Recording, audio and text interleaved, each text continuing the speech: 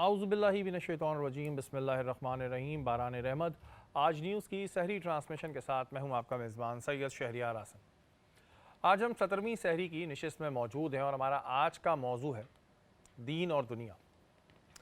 انسان کو دنیا میں بھیجنے کا مقصد تھا کہ زمین کو آباد کیا جائے اور ساتھ ساتھ اللہ کا ذکر کیا جائے اور اس کے دین کو تمام انسانیت تک پہنچایا جائے۔ لیکن بہت سے لوگ ہیں جو آخرت کو بھول کر سب کچھ دنیا کو ہی سمجھ بیٹھے۔ جس دنیا میں ہم جی رہے ہیں یہ دنیا فانی ہے، اصل دنیا تو اس کے بعد شروع ہونی ہے، جس کا ذکر ہم اکثر اپنے علماء اکرام سے سنتے آئے ہیں۔ آج ہم جانیں گے کہ دین اور دنیا پہ چلنے کا آسان طریقہ کیا ہے۔ ہمارے ساتھ موجود ہیں مفتی محسن الزماں صاحب، السلام علیکم۔ وعلیکم السلام ورحمۃ اللہ وبرکاتہ۔ محسن بھائی، اگر ہم بات کرتے ہیں دین اور دنیا کی تو قرآن پاک میں دین اور دنیا کے بارے میں کیا حکم آیا ہے؟ اعوذ باللہ من الشیطان الرجیم بسم اللہ الرحمن الرحیم قال اللہ تعالیٰ فی القرآن المجید ربنا آتینا فی الدنیا حسنۃ وفی الآخرۃ وقنا عذاب النار آمنت باللہ صدق اللہ العظیم۔ تمام تعریفیں اللہ رب العزت کے لیے جو کہ خالق کائنات ہے، اور لاکھوں درود و سلام حضور صلی اللہ علیہ وسلم کی ذات پر جو کہ وجہ کائنات ہے۔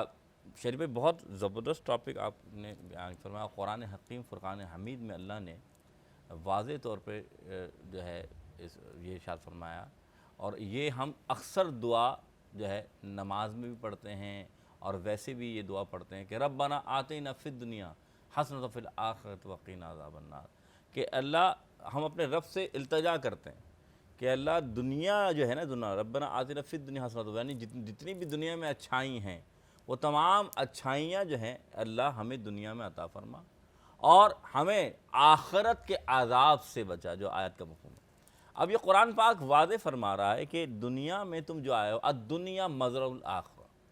حضور صلی اللہ علیہ وسلم کی یہ حدیث ہے کہ الدنیا مزرع الآخرہ سے مراد کیا ہے کہ یہ دنیا آخرت کی کھیتی ہے، یعنی کہ آپ دنیا میں جو بو رہے ہیں وہی کاٹیں گے آخرت میں۔ ہاں، جو آپ دنیا میں رہ رہے ہیں، اب آپ نے وہ عمل کرنے ہیں جیسے آپ نے شروع انٹرو میں کہتے ہیں کہ جو اللہ اس کے رسول کے احکامات ہیں، جو حضور صلی اللہ علیہ وسلم کی سنتوں کی پیروی ہے، اس عمل کو کرتے ہوئے دنیا کو آپ نے گزارنا اس طریقے سے کہ کوئی اللہ اس کے رسول کی حکم و نہیں ہو۔ کیوں؟ کیونکہ یہ مومن کے لیے آزمائش گاہ ہے۔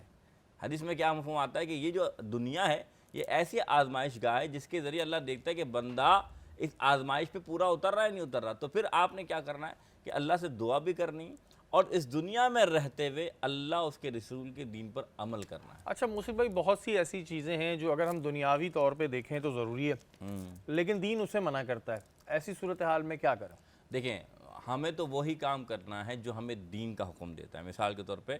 لیکن اب دیکھا جاتا ہے کہ اب مثال کے طور پہ میں کہتا ہوں کہ پچھلے دور میں یہ ایسی نہیں تھا، لیکن لوگ رہتے تھے، دنیا میں رہ رہے ہیں نا، لیکن آج آپ کی ضرورت بن گئی۔ کچھ چیزیں ایسی ہوتی ہیں جو واقعات نہیں، تو ایک مثال دی میں نے کہ محسن بھائی فیشن کو لے لیتے ہیں نا، فیشن کو لے لیتے ہیں۔ فیشن آج کے دور کی ضرورت ہے، کیونکہ بہت سی جگہوں پہ جہاں آپ کام کر رہے ہو تو وہاں اگر آپ فیشنیبل، یہ نہیں کہ صاف ستھرے، فیشنیبل نہ لگو تو آپ کی نہ اس طرح ترقی ہوتی ہے نہ، اور دوسرے معاملات میں آپ پیچھے رہ جاتے ہیں۔ تو بہت سے ایسے فیشنز ہیں جن کو دین منع کرتا ہے، پھر کیا کریں؟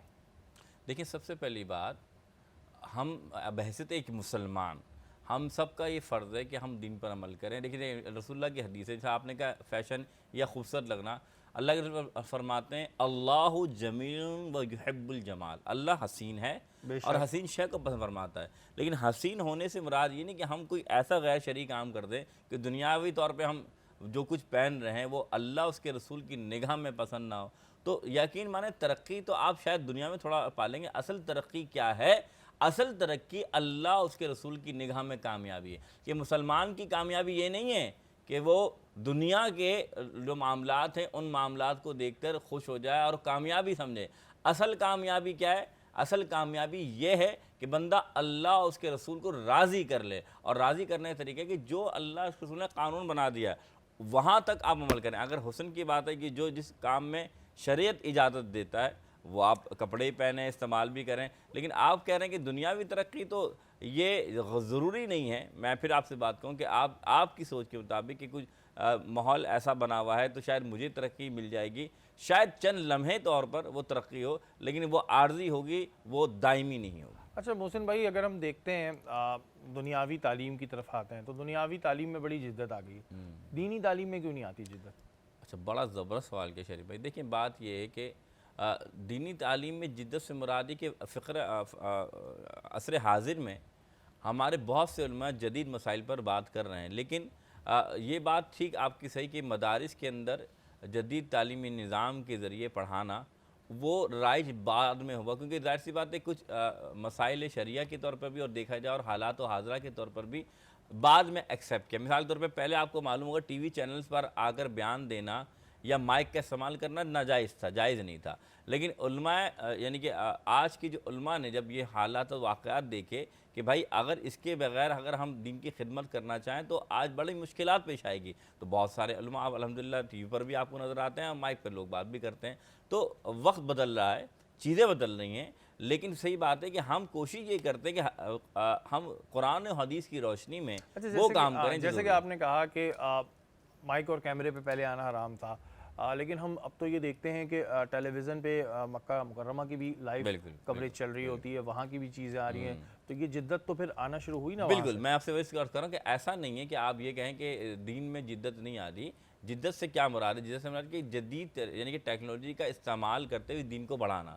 اب آپ پھر مثال دیں، پہلے کعبے میں بھی منع تھا مائک پہ اذان دینا، لیکن اب استعمال ہونا ہے. پہلے مکے میں منع تھا کیمرے میں لائیو دکھانا، اب آپ کو دیکھ رہے ہیں. اچھا محسن بھائی، بہت سے لوگ ایسے بھی ہوتے ہیں جو دنیاوی چیزوں سے رد کر کے دینی معاملات میں لگ جاتے ہیں، جس سے بہت سی دفعہ ان کی فیملی اس چیز کو ایکسیپٹ نہیں کرتی.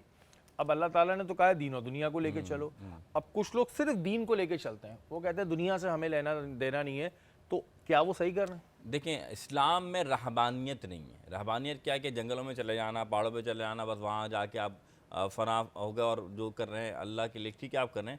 اسلام اس کی چیز کی ویسے تو عام عمومی طور پہ اجازت نہیں دیتا کہ آپ کی بات فیملی ہو اور آپ فیملی کے حقوق عباد پورے نہ کریں، بلکہ آپ حقوق اللہ کی طرف چلے جائیں. کیونکہ رسول اللہ نے فرمایا خیرکم لأہلی، حضور فرماتے ہیں میں اچھا ہوں، اس لیے اچھا ہوں. نبی تو ہیں میرے آقا، نبی آخر زمان، لیکن فرمایا میں اس لیے اچھا ہوں کہ میں اپنے گھر میں اچھا ہوں. مراد یہ ہے کہ کوئی بھی مومن مسلمان یہ اس کے لیے بالکل ایسا نہیں ہے کہ وہ اللہ کے حقوق تو ادا فرمائے، لیکن جو دنیاوی حقوق ہے جسے آپ حقوق عباد کہتے ہیں بالکل وہ پورے نہ فرمائے. اچھا بہت سے لوگ ہیں محسن بھائی جو دینی تبلیغ پہ جاتے ہیں 4 مہینے کے لیے، ٹھیک ہے اچھی بات ہے، لیکن کیا یہ ضروری نہیں کہ وہ جانے سے پہلے اپنے گھر والوں کے لیے ایک انتظام بھی کر کے جائے؟ کیونکہ یہ ایک بڑا اہم موضوع ہے کہ بہت سے لوگ دینی تبلیغ پہ نکل جاتے ہیں، ٹھیک ہے جی اللہ کی راہ میں جا رہے ہیں، لیکن پیچھے ان کے گھر والوں کے نہ معاشی حالات ایسے نہیں ہیں، کھانے پینے کو نہیں ہے، اور پھر وہ ایک الفاظ کہتے ہیں اللہ دیکھ لے گا. اللہ تعالیٰ تو دنیا میں سب کو دیکھ رہا ہے، اس میں تو کوئی دو رائے نہیں ہے، وہ تو سب کا مالک ہے، لیکن اللہ تعالیٰ نے بھی کچھ کہا ہے نا کہ یہ کرو. اب یہ تھوڑی کہ سب کچھ اللہ دیکھ لے گا، دیکھنا تو ہے اس نے، پھر تو دنیا میں کچھ بھی نہ کریں. یہ بہت زبردست سوال پھر آپ نے کیا. دیکھیں شہری بھائی، اسلام کبھی بھی یہ نہیں کہتا کہ آپ اپنے بچوں کو بھوکا ڈال کر، اپنے فیملی کو بھوکا ڈال کے، یا ان کے جو بندوبست ہے نان نفقے کا یا ان کے اخراجات کا آپ مکمل نہ کریں اور یہ کہہ دیں کہ آپ میں اللہ کے راہ میں آ رہا ہوں. حدیث میں یہ کہ جب اونٹ تم سواری سے مثال دی، جب سواری کو کھڑا کرو تو پہلے اونٹ کو باندھو، پھر کہو توکل اللہ کہ میں نے اللہ کے توکل پر چھوڑا. یہ نہیں کہ آپ راستے میں اونٹ چھوڑ دیں اور کہ میں نے اللہ کی راہ پہ چھوڑ دیا ہے اب آپ نماز پڑھنے چلے جائیں. نہیں میرے بھائی، اسلام اس چیز کی اجازت نہیں دیتا کہ آپ بولیں 4 مہینے یا 6 مہینے میں لگا لوں. منع نہیں ہے، دین کے لیے آپ خدمت کریں، 4 مہینے کی آپ زندگی بھر کرتے رہیں، 4 سال کی آپ زندگی کریں. لیکن اسلام یہ بھی اجازت نہیں دیتا کہ آپ کے اہل و عیال آپ کی وجہ سے سروائیو کریں، وہ آپ کی وجہ سے نعوذ باللہ کسی سے مانگنا شروع کر دیں، وہ آپ کی وجہ سے قرض دار ہو جائیں. تو یہ بات اگر کوئی دیندار یہ سمجھ کر ایسا کام کر رہا ہے تو وہ ایک طرف تو نیکیاں کر رہا ہے لیکن دوسری طرف وہ سخت گناہ گار ہو رہا ہے. اچھا بہت سے ایسے میں نے لوگ دیکھے ہیں جو دینی تعلیم میں بہت زیادہ آپ کہہ لیں کہ ان ہوتے ہیں، اچھی باتیں ہوتے ہیں، لیکن کہیں نہ کہیں ہم ان کی پرسنالٹی میں چینج دیکھتے ہیں. پرسنالٹی میں چینج کیا دیکھتے ہیں؟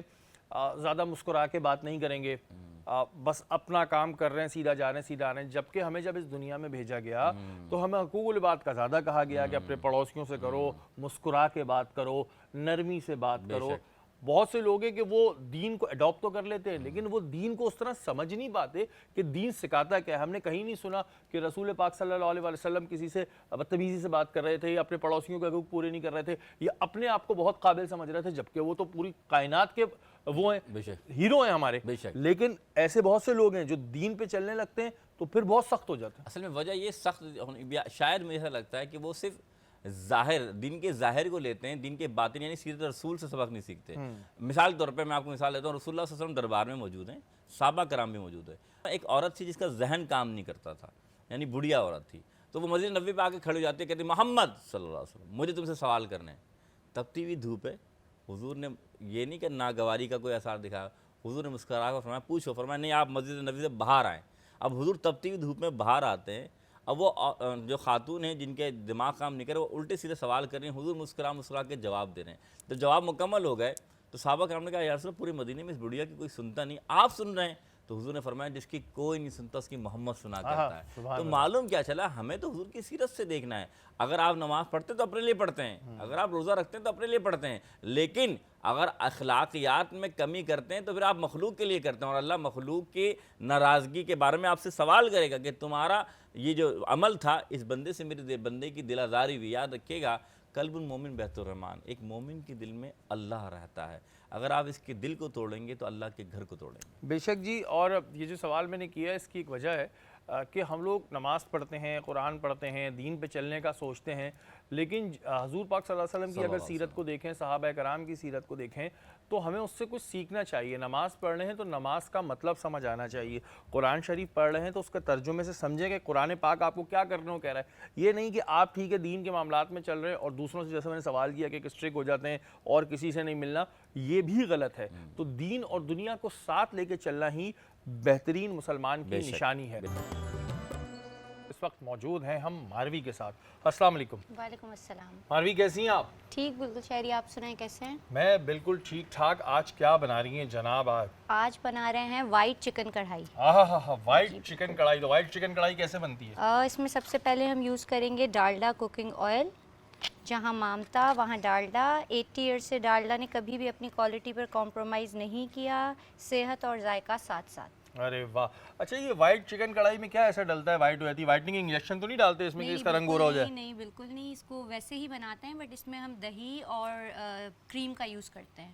اس میں ہم ٹماٹر یوز نہیں کرتے بالکل بھی. تو اس کو بنانے کا وہ طریقہ کار کیا ہے؟ اس کو ہم چکن کو اچھی طرح سے فرائی کر لیں گے ادرک لہسن کے پیسٹ میں, پھر اس کے بعد اس میں salt, pepper, red chilli flakes, red chilli powder, دھنیا پاؤڈر, زیرہ پاؤڈر, سب چیزیں ایڈ کر کے اس کو اچھا سا بھون لیں گے.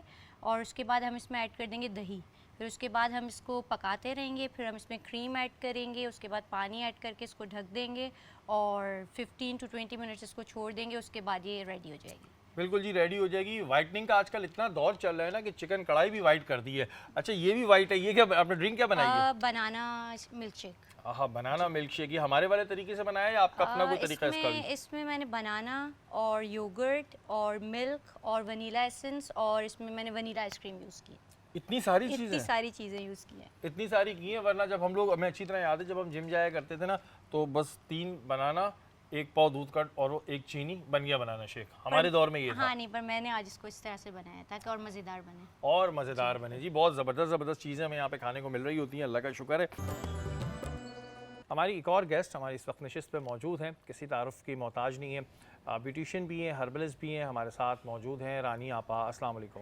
وعلیکم السلام. کیسی ہیں رانی آپا؟ الحمدللہ بالکل ٹھیک ہوں. کیسے گزر رہے ہیں رانی آپا رمضان؟ یہ اللہ کا شکر بہت اچھا ہے. اس دفعہ تو اللہ نے بہت رحمت بھی کی ہوئی ہے, گرمی بالکل نہیں ہے, روزے بہت آسانی کے ساتھ گزر رہے ہیں, بڑا اللہ نے کرم کیا ہوا ہے.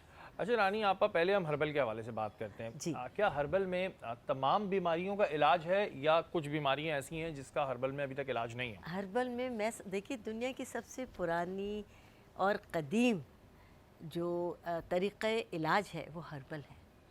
اور ظاہر ہے کہ انسان اس مٹی کی پیداوار ہے اور اسی مٹی میں جانا ہے اور اسی مٹی سے اس کی بقا ہے اور اسی مٹی کی چیزیں کھا کر وہ زندہ ہے.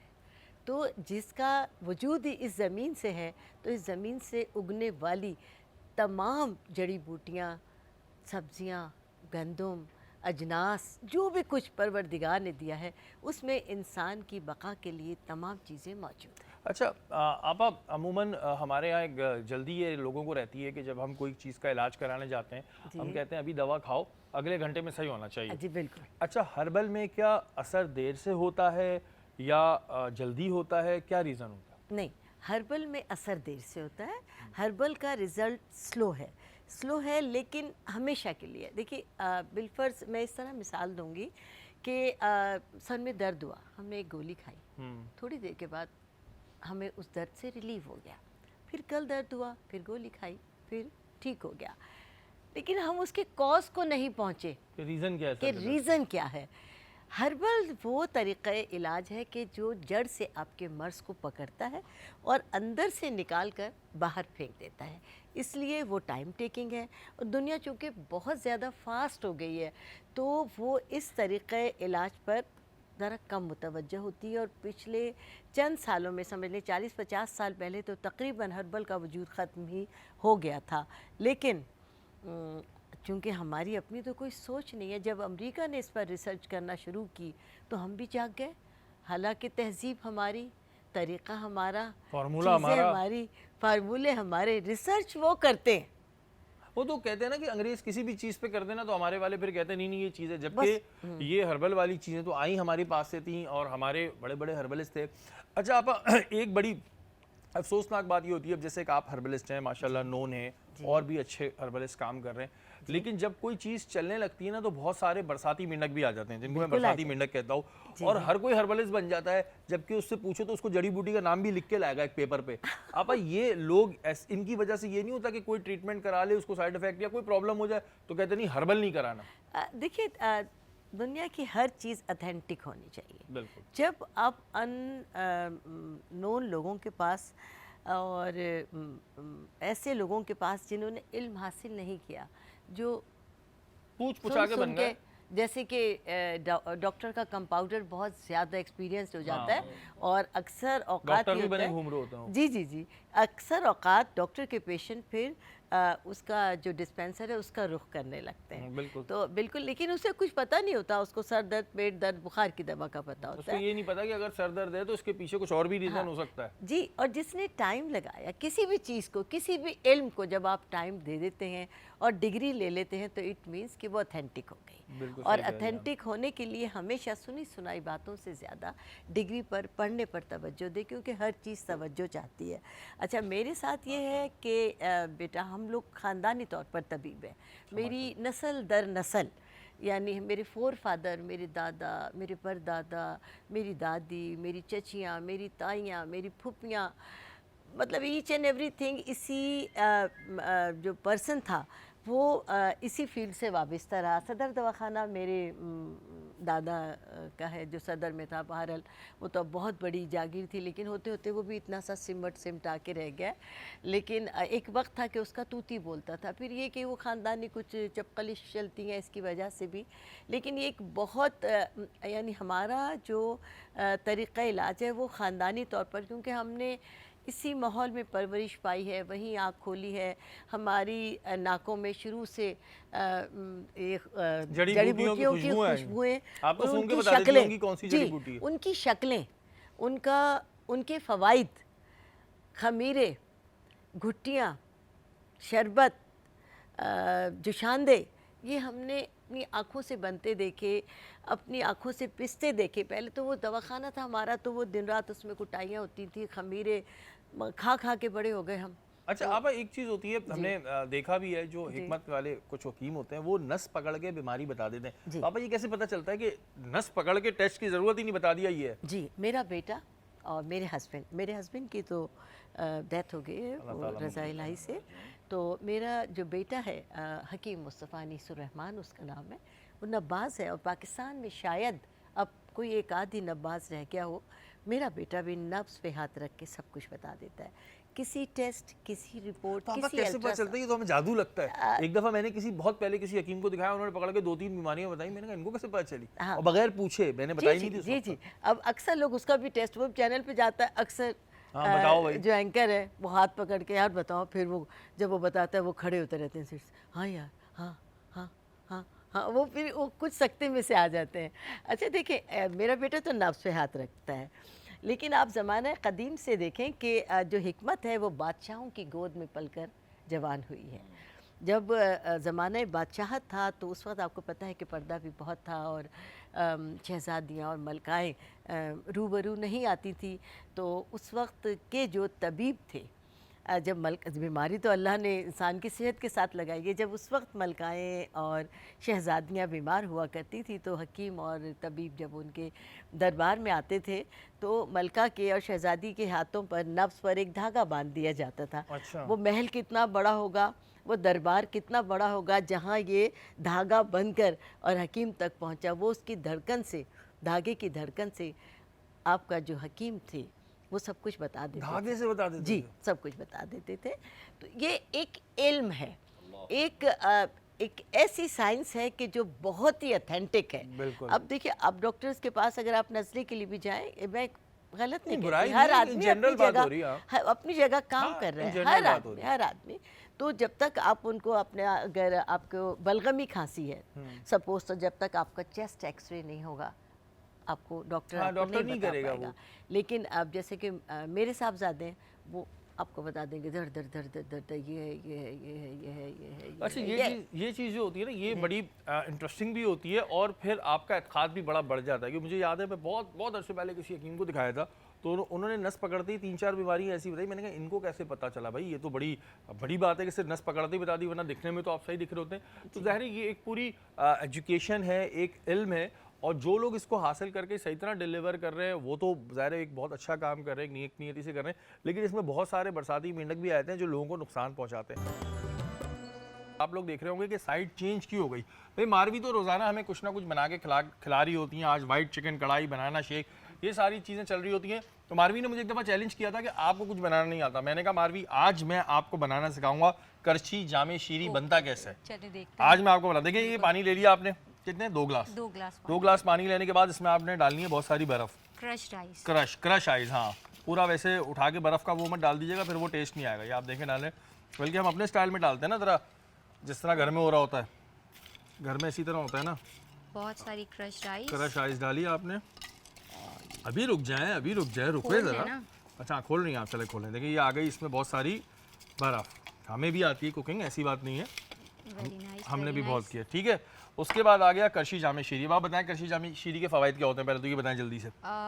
لائٹ ریفریشنگ کرشی جامع شیری، اور یہ ہے نیچرل انگریڈینٹ سے بنا ہوا، اور رکھتا ہے آپ کو پورا دن فریش. اب آپ ڈالیں اس میں یہ کرشی جامع شیری. یہ آپ نے ڈالا کرشی جامع شیری.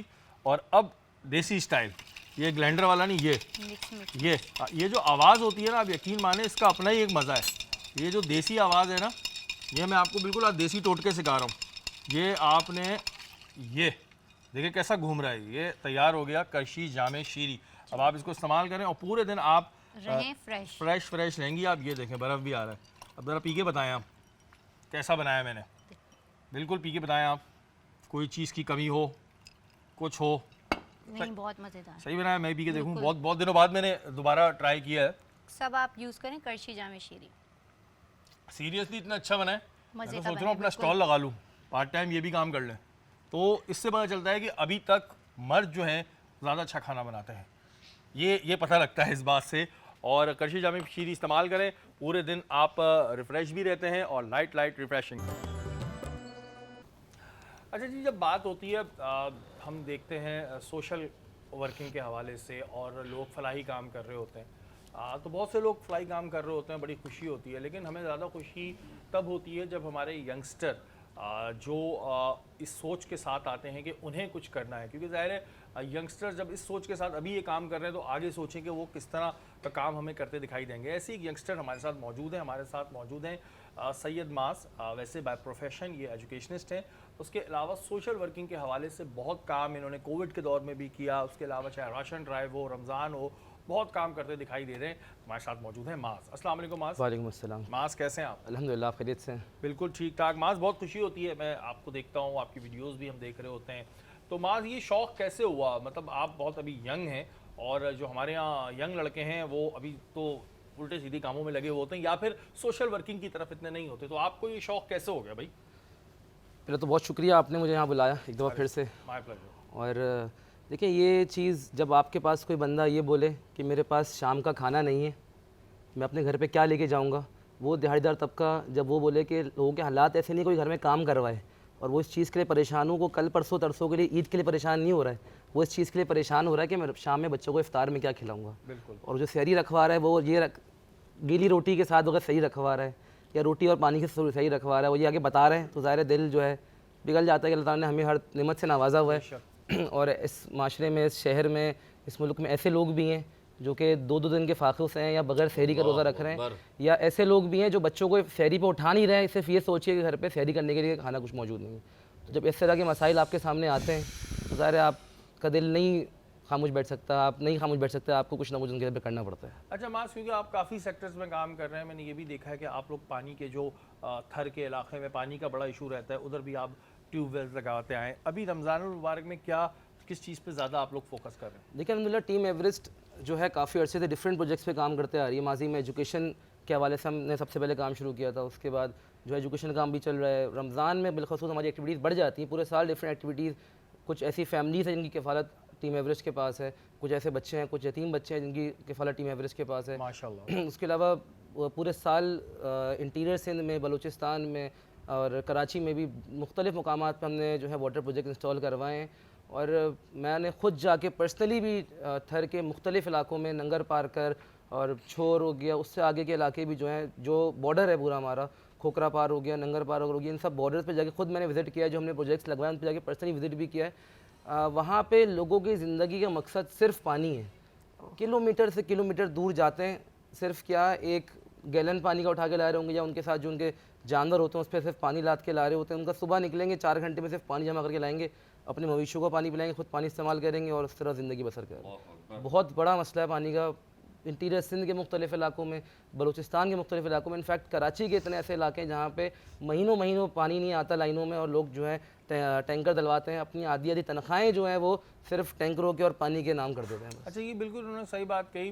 کراچی میں تو چلیں پھر بھی آپ کو کہیں نہ کہیں کچھ نہ کچھ آپشن مل جاتے ہیں, کراچی میں پانی کا بڑا مسئلہ ہے. لیکن اگر آپ اس طرح کے علاقے دیکھتے ہیں, نہ وہاں میڈیا ہوتا ہے, نہ آپ کو کوئی ایسی آواز اٹھانے والا پلیٹ فارم ہوتا ہے, اور صرف پانی کے لیے جو ہے لوگ اتنا ترس رہے ہوتے ہیں, تڑپ رہے ہوتے ہیں.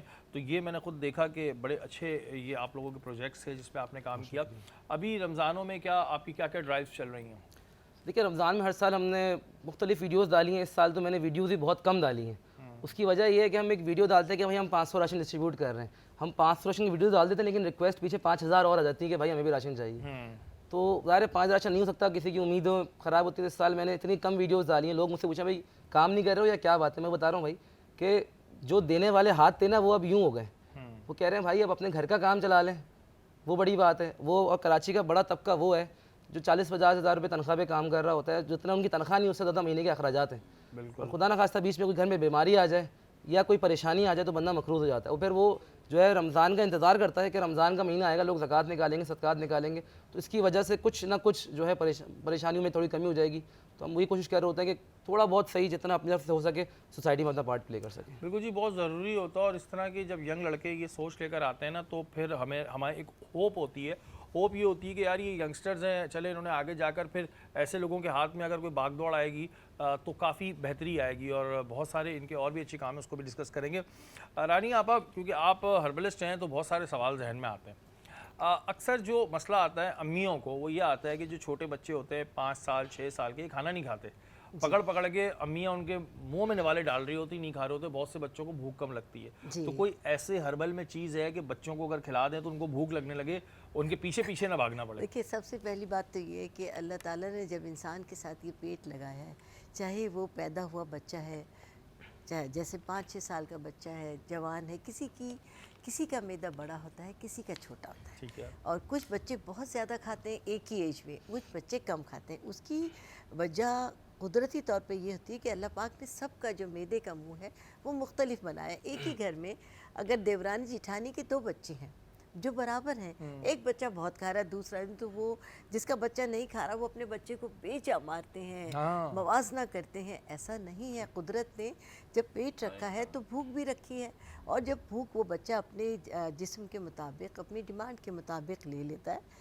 तो उसका पेट भर जाता है, दूसरे का पेट ज़्यादा है तो माँ बाप मारते हैं। माँ को कुदरत ने एक ऐसा दिल दिया है कि वो चाहती है कि दुनिया ज़माने की हर चीज़ मेरा बच्चा ठूस ले। हाँ। हालांकि ये बात गलत अभी है। अभी आलू खा, अभी केला भी खा, उसके बाद लस्सी भी पी लो, उसके बाद दूध भी पी लो। मैं ऐसी माओं को भी जानती हूँ कि अभी मेरे ख्याल है कोई रमज़ान से 2 या 4 दिन पहले हम लोग उम्रा करके आए, तो वो एकदम से मुस्तफ़ा, मेरा बेटा भी साथ, हम गए थे, तो उसके पास ना फ़ोन आया, हमारे घर लोग आए हुए थे कि बच्चे की बहुत तबीयत ख़राब है, आप आ जाए। अच्छा, मैं भी पार्लर मेरा साथ ही है, मैं वहाँ चली गई। चाहे बच्चा, उसकी आंखें ना ऐसी हो रही, पेट ऐसे हो रहा, वो घर वाले भी, तब बच्चा देखिए मुस्तफ़ा के पास वो आए, वो कहने लगे कि कब से तबीयत ख़राब है। उन्होंने कहा तकरीबन 1.5 से 2 घंटे हो गए, बच्चे की ये कैफियत है। मुस्तफ़ा ने जो बच्चे को देखा, मैं मुस्तफ़ा के साथ आई थी, बच्चे की देख के मैं डर गई। उसने कहा, कुछ भी नहीं कहा, मुस्तफ़ा ने उसको एक दवा दी और बच्चे ने फौरी तौर पर वॉमिटिंग कर दी। आप यकीन करें, मुस्तफ़ा की बाथरूम में मुस्तफ़ा का आप बस वो दिए और स्टिंगर चला गया। वॉमिटिंग करते बच्चे का पेट अंदर, आंखें नॉर्मल, और बच्चा बिल्कुल सही हो गया। मतलब बजाय इसके कि वॉमिटिंग के बाद तो बहुत वीकनेस हो जाती है। हाँ, बच्चे का वो मालूम ये हुआ कि सास बहू दोनों आई थी, तो उन्होंने कहा ये इतना खिलाती है अपने बच्चे को, इस बच्चे की अक्सर व बेशतर ये कैफियत हो जाती है, और इसकी आंखें बाहर आ जाती हैं, पेट ऐसा हो जाता है बच्चे को, ये हम समझते हैं अफारा हो गया, और बच्चे को लिटा देते हैं। और मुस्तफ़ा ने कहा लिटाने के बजाय इसको कंधे से लगा के या इसको आप बिठाएं और इसकी कमर थपका करें। और तो जो इसने ज़्यादा लिया ना, बच्चा कह नहीं सकता माँ ठूस से जा रही है, और नहीं खा रहा तो कमर पे कोनियाँ भी पड़ रही हैं। जी, मार मार के कि खाना है खाना है खाना, तो बच्चे को वाकई अफारा हो गया। फिर उसकी सारी फिर बताया, हमने भी ये आंखों देखा हाल बता रही। अच्छा, आप एक चीज़ ये होती है कि अक्सर बच्चे जो है ना, ये बाहर की जो इस तरह की चीज़ें होती हैं, चिप्स ले लिए या बिस्किट्स ले लिए, वो ज़्यादा खा लेते हैं, उसके बाद उनको भूख नहीं लगती। तो अम्मियों को ये रोकनी चाहिए, क्योंकि ये इतनी हेल्दी नहीं होती। देखिए, बच्चे का पेट है ना, ये अला बला बिस्किट टॉफ़ी ये हेल्दी चीज़ें नहीं है, लेकिन अब पेट है ना, वो भर जाता है, मैदा उसके मैदे का मुंह से फुल हो जाता है, तो बच्चा घर आके क्या खाएगा। माँ ये नहीं सोचती कि जो आपने उसको लंच दिया था वो भी तो इनके पेट में गया। और वाकई कुछ बच्चों को ये प्रॉब्लम होती है कि उन्हें भूख नहीं लगती, इसमें भी। तो उसके लिए ये कि जो बहुत छोटे बच्चे हैं उनके लिए बहुत मैं आसान सा एक इलाज बता देती हूँ कि बाज़ औक़ात ये होता है कि छोटे बच्चे को वाकई भूख नहीं लग रही, माँ बाप परेशान है, 1 से 1.5 साल का बच्चा, उसके लिए होता है कि काला नमक होता है, उसको थोड़ी देर के लिए चूल्हा जलाकर उस पर रख दीजिए और उसके साथ उसको ढक भी दीजिए, क्योंकि जैसे आग लगती है काला नमक फटफट उड़ने लगता है। रखें आप चूल्हे पर डायरेक्ट रखें और उसके ऊपर कोई बर्तन ढक दीजिए, और थोड़ी देर के बाद आप वो चूल्हा बंद कर दीजिए, और वो जो आपका काला नमक है वो सुर्ख हो जाएगा, कोयले की तरह, जैसे कोयला दहकता है। अपने पास ही एक कटोरे में पानी रखें और ये गरम जो काला नमक है चिमटे से पकड़ के पानी में बुझा दीजिए, और ये जो बुझा हुआ पानी है काले नमक का, ये अपने बच्चे को खाने से पहले, खाने के बाद 1-1 टीस्पून पिलाते रहें, तो अल्लाह के फजल से उसका मैदे का मुंह खुल जाएगा, जो वो खा रहा है वो हज़म होगा और उसको डिमांड होगी खाने की। ये बड़ी अच्छी इन्होंने बात बताई है, लेकिन ये बात उससे ज़्यादा अच्छी जो मुझे लगी वो ये लगी कि जो ये अम्मियाँ पीछे लगी हुई होती हैं, भाई एक सिस्टम होता है, उस सिस्टम से आप अगर ओवर ईटिंग करा देंगे तो और मसले हो जाएंगे। बाकायदा बच्चों की कमर पे मुक्के पड़ रहे होते हैं, कोनियाँ पड़ रही होती, तुमने खाया क्यों नहीं? भाई एक लिमिटेड उसके मैदे का मुंह है, जितना उसका पेट है वो उतना ही खाएगा। लेकिन जो जिनके बच्चों के साथ ये इशू हो, छोटे बच्चों के साथ, वो जो आपने टोटका बताया ये बड़ा अच्छा टोटका है, इस्तेमाल करें, अल्लाह ताला शिफा देने वाला है। माज, अगर हम बात करते हैं सोशल वर्किंग की, तो ये आसान काम नहीं होता, ज़ाहिर है जब आप सोशल वर्क कर रहे होते हो तो बहुत प्रॉब्लम्स आती हैं। अगर हम राशन की ही बात करते हैं तो कई दफ़ा ये होता है कि लोग उसको लूटना भी शुरू कर देते हैं। लूटना इस सेंस में कि एक ही घर के 5 लोग आ गए, लाइन लगा के खड़े हुए, बाद में वही राशन जो किसी ने बड़ी मेहनत से ख़रीदा कि दिया कि भाई लोगों तक जाए, वो बाज़ारों में बिक रहा होता है। तो इसका चेक एंड बैलेंस फिर किस तरह रखते हैं? और इस तरह होता तो होगा, लोग ट्राई तो करते होंगे अपने तौर पर। देखें, आप अगर राशन रोड पे खड़ो के बांटेंगे तो एक ही घर के 4 नहीं 8 लोग भी आएंगे, लेकिन एक तरीक़ेकार अगर बना दिया जाए, یا آپ خود جا کے کسی جگہ پہ راشن دیں تو پھر تھوڑا بہت فلٹر کر سکتے ہیں آپ, کسی حد تک ضرور فلٹر کر سکتے ہیں اس چیز کو آپ. مجھے ابھی آپ نے کہا کہ مشکلات آتی ہیں, لوگ لاٹرین لوٹنے بھی آتے ہیں. مجھے کبھی یاد بات ہے, ہم ابراہیم حیدری گئے تھے, بہت ہی انڈر پریولیج ایریا ہے, بہت متاثر لوگ رہتے ہیں وہاں پہ. وہاں میرے خیال سے کوئی 500 آٹے کے بیگز ہم لے گئے تھے خالی وہاں پہ. تو وہاں لوگ ہم پہ باقاعدہ حملہ آور ہو گئے تھے کہ بھائی تم 500 لے کے آؤ, خالی یہاں پہ 5000 گز سے ہو, تم گھر یہاں 500 لے کے آؤ. تو میں ان سے میں نے یہی بولا, میں نے کہا بھائی ہماری ذمہ داری نہیں ہے, ہم کوشش کر رہے ہیں جتنا ہو سکا کر رہے ہیں, انشاءاللہ پھر آئندہ لے کے آئیں گے. تو ان میں سے ایک سمجھدار شخص آگے آ گیا جو اس نے بولا بھائی یہ آپ ہی کی مدد کو آئیں اور کوشش جتنا کر سکتے ہیں کرنے کی کوشش کرتے ہیں. اور سیکنڈلی فلٹر کر سکتے ہیں جتنا ہو سکے, لیکن اس چیز کو بالکل روک دیں یہ پاسبلٹی بہت مشکل ہے. بہت سے لوگ میں ان کی نیت پہ تو ظاہر ہے شک نہیں کر سکتا, کیونکہ میں کسی کی نیت نہیں جانتا, اللہ نیت جانتا ہے. بہت سے لوگ ایسا بھی کرتے ہیں کہ جی ٹھیک ہے, ٹھیک ٹھاک راشن جمع کیا اور پھر وہ روڈ پہ کھڑے ہو گئے. اس سے مس مینجمنٹ بھی ہوتی ہے. آپ نہیں سمجھتے کہ جس نے بھی کسی کو ڈونیٹ کیا ہے, ظاہر ہے آپ کو بھی کوئی ڈونیٹ کر رہا ہے کہ بھائی آپ آگے دے دیں, تو تحقیق ضرور کر لیں پہلے. کسی بھی کام کرنے سے پہلے نیت آپ کی اچھی ہو سکتی ہے لیکن آپ کا طریقہ کار غلط ہو جاتا ہے کئی دفعہ. دیکھیے میں نے کہا نا فلٹر کر لیں, فلٹر سے مراد یہی ہے, میں نے اس میں بات کو وہی ایڈ کیا, میں نے کہا روڈ پہ کھڑے ہو کے نہ بانٹیں. روڈ پہ کھڑے ہو کے کبھی بھی سفید پوش شخص راشن نہیں لیتا. ہاں وہ گھسے گا بھی نہیں بیچارہ. وہ سفید پوش شخص کبھی بھی کسی دسترخوان پہ روڈ پہ نہیں بیٹھے گا. سفید پوش شخص کبھی بھی کھڑے ہو کے لائن میں راشن نہیں لے گا. سفید پوش شخص کبھی بھی جو ہے نا کسی بھی دسترخوان پہ نہیں بیٹھ سکتا. وہ بھوکا ہو جائے گا, وہ پانی سے افطار کر لے گا, وہ نہیں روڈ پہ جا کے ہاتھ پھیلائے گا. ہم نے ٹیم ایورسٹ نے ہمیشہ جن لوگوں کو دینے کی کوشش کی ہے, ہم نے جب کووڈ میں راشن ڈرائیو بڑے پیمانے پہ سٹارٹ کی تھی, ہم نے سب سے پہلے ٹارگٹ کیا تھا کراچی کا وہ طبقہ, ظاہر گورنمنٹ جابس کراچی کے رہائشی والے کم سے کم نہیں ہے, ٹھیک ہے. وہ ایک MBA کرا ہوا لڑکا جو ہے نا وہ بائک رائڈ کر رہا ہے, وہ اس کے بعد جابس نہیں ہے, وہ 40,000 30,000 40,000 روپے کماتا ہے بائک رائڈ سے. کووڈ سے ہم نے کام شروع کیا تھا جب سب ریسٹورینٹ بند ہو گئے تھے, سب ڈیلیوریاں بند ہو گئی تھی. ہم نے سب سے پہلے رائڈرس کو ٹارگٹ کیا تھا. ہم نے رائڈرس کو اور اوبر کریم کے جو ڈرائیورز ہیں ان کو ٹارگٹ کیا تھا, جن کے پاس 30-30 لاکھ روپے کی گاڑیاں تھیں, لیکن گاڑی بیچ دیں گے تو آئندہ کام نہیں کر سکتے, اور گاڑیاں ہونے کے باوجود وہ نہیں روزگار کما سکتے. سب کچھ بند پڑتا, مارکیٹیں بند تھی, ریسٹورینٹ بند تھے, ہر چیز بند تھی, تو کاروبار نہیں کر سکتے. تو ہم نے ان لوگوں کو خود سے ٹارگٹ کیا تھا.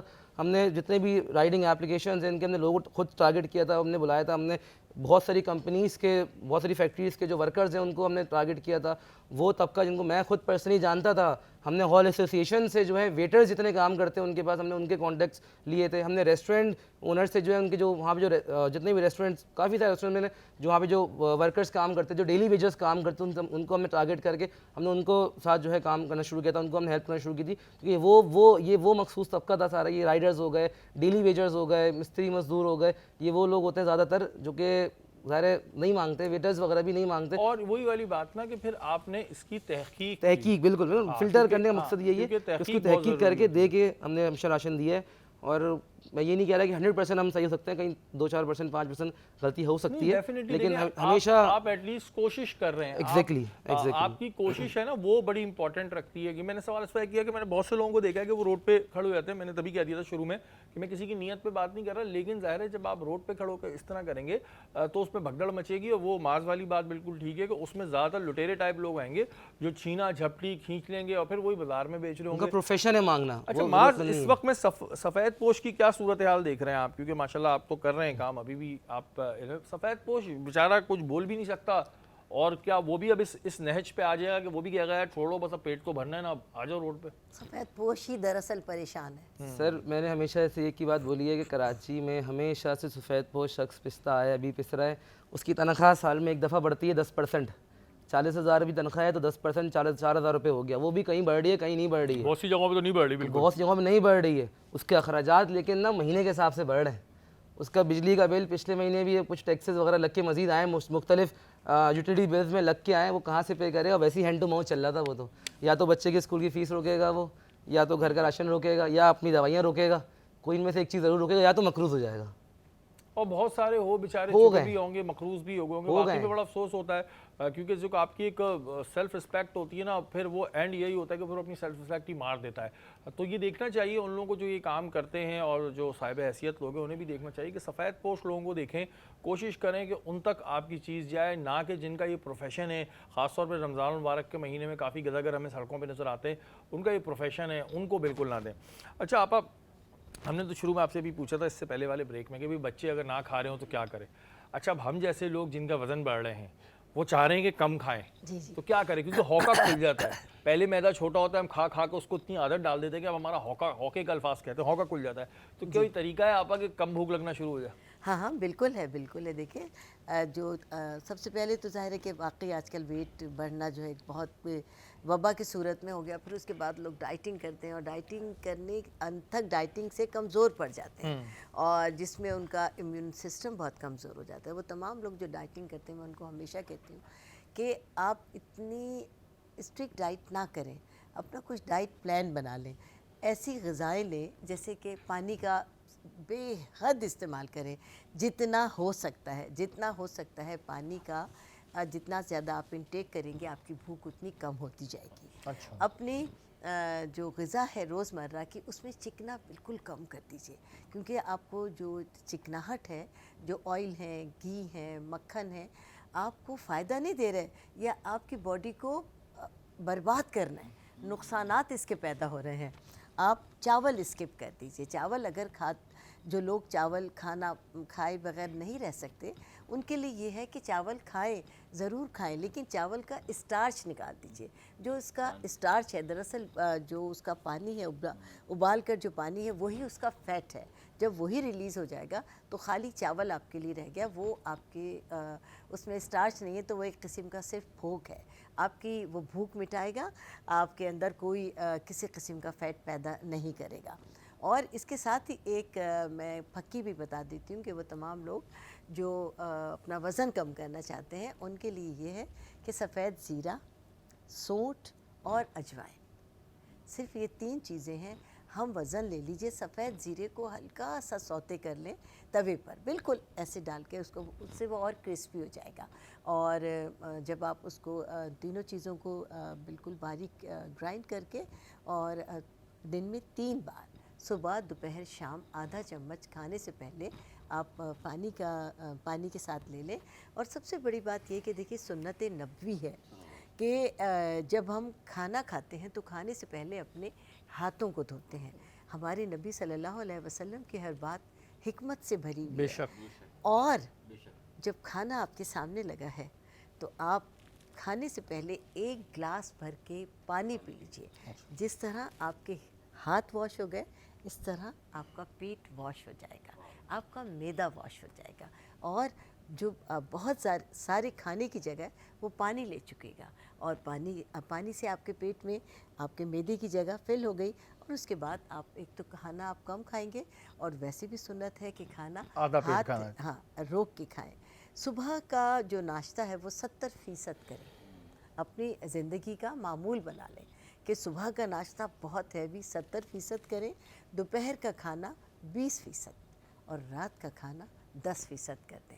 آپ دیکھیے نہ ویٹ بڑھے گا نہ بیماریاں بڑھیں گی. 7 بجے کھانا کھائیں, ہلکی سے ہلکی ترین غذا لیں, آپ کو پیٹ بھرنا ہے. صبح کا بس ناشتہ بادشاہوں جیسا کریں, پھر آپ دیکھیں کہ نہ اچھا آپا, ہمارے یہاں تو ایک بات تو یہ کہ جو آپ نے بات کہی کہ مکھن, گھی, یہ سمجھتے ہیں کھا کے طاقت آتی ہے, چونکہ آپ کی بات صحیح ہے کہ ہم چکنائی اتنی اندر انٹیک کر لیتے ہیں اور برن آؤٹ نہیں کرتے, اس کو نکالتے تو ہیں نہیں. اور ہمارے یہاں یہ الٹا ہے, ہم صبح کا ناشتہ کیا ہو رہا ہوتا ہے, لوگ کہتے ہیں جی پاپے چائے کھا لیے, اور رات کو سونے سے پہلے بس آدھا گھنٹہ پہلے اتنا کھائیں گے اور پھر سو جائیں گے, اور پھر کہتے ہیں موٹے ہو رہا. بالکل. اور رات کے کھانے میں تو آپ اتنی سادگی اختیار کریں. ہمارے یہاں راتی کو مرغن کھانے 2 دفعہ کھاتے ہیں رات میں. ہاں جی, باربیکیو کرتے ہیں. خود گھر میں بھی جو مرد حضرات ہیں دن میں نہیں ہوتے تو بہترین بڑھیا قسم کا کھانا رات کو بنتا ہے.